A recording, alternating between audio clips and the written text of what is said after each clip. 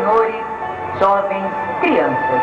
Neste momento daremos início a mais uma atração da Expoflora, a Chuva de Pétalas. Esperamos proporcionar a todos uma chuva de alegria, um momento de grande emoção. Diz a tradição que quem consegue pegar uma pétala no ar antes que ela toque o chão tem seus desejos realizados. Esperamos que hoje todos os sonhos comecem a ser alcançados. Vamos concentrar nosso pensamento em alguém que amamos muito. Pode ser a pessoa ao lado, alguém distante ou até quem não esteja mais conosco.